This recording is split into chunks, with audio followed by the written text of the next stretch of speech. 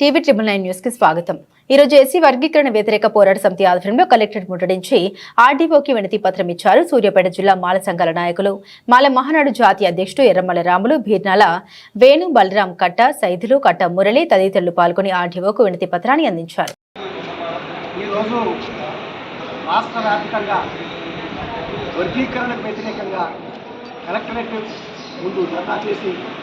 Representation ఇవ్వని రాష్ట్ర committee పిలిచింది. ఆ పిలుపుల ఆధారంగానే ఈరోజు భారత రాజ్యాంగంలో ఉండేటువంటి ఆర్టికల్ 341 సవరించకుండా భారత రాజ్యాంగానికి అవమానపరిచే విధంగా ఎవరు ప్రయత్నించినా సరే దాన్ని ఖచ్చితంగా అడ్డుకుంటాం. రాష్ట్రంలో ఉండేటువంటి ఎస్సీ ఎస్టీలను, దేశవ్యాప్తంగా ఉన్న ఎస్సీ ఎస్టీలు ఎవరిని కూడా విభజించడానికి వీల్లేదు, గ్రూపులుగా విభజించడానికి అంతకన్నా వీల్లేదు.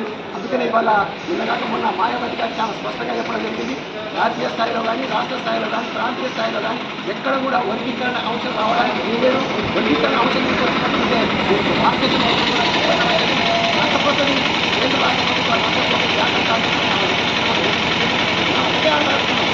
ఈ రాష్ట్రంలో, దేశంలో ఎస్సీ ఎస్టీల యొక్క అభివృద్ధి శాతమంతా మానవుల విద్యా, ఉద్యోగ, ఉపాధి రంగాల్లో అభివృద్ధి ఏం జరిగింది?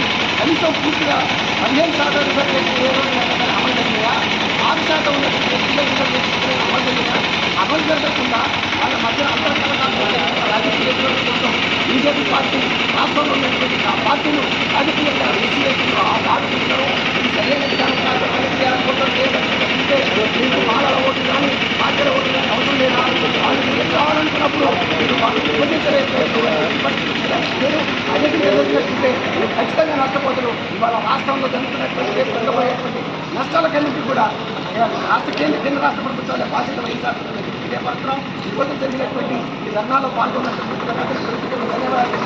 భవిష్యత్తులో ఏ కార్యక్రమం తీసుకున్నా సరే కేంద్ర రాష్ట్ర ప్రభుత్వం యొక్క అంతు చూస్తాం, దేశాన్ని ఇబ్బంది చేస్తాం. ఎవరు కూడా మాట్లాడడానికి లేదు, వ్యతిరేకంగా వర్గీకరణ అవసరమే మాట్లాడడానికి లేదని చెప్పి హెచ్చరిక చేస్తూ చూస్తున్నాను. జై